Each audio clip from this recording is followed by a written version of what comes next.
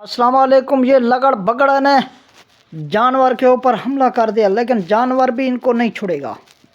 ज़रा ज़रा ज़रा गौर फरमाइए, ज़रा ज़रा गौर फरमाइए। क्या वो हट वह तेरी है मैन,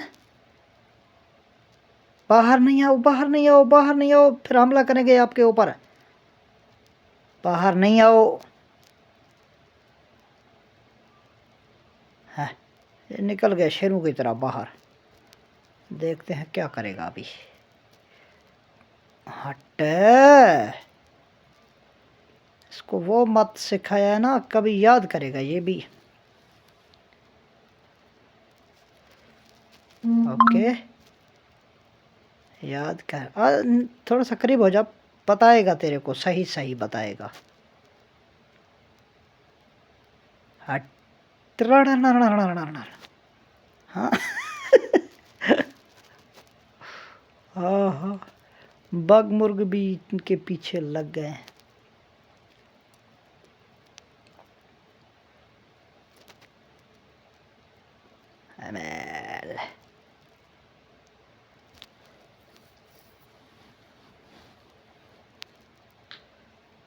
ये बेचारे के दूसरे का कहाँ गए हैं।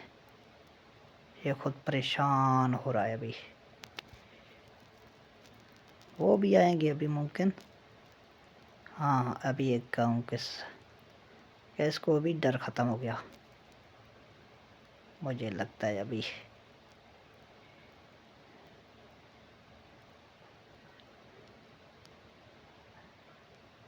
अफ्रीकिया की जंगलों में ऐसे होते रहते हैं।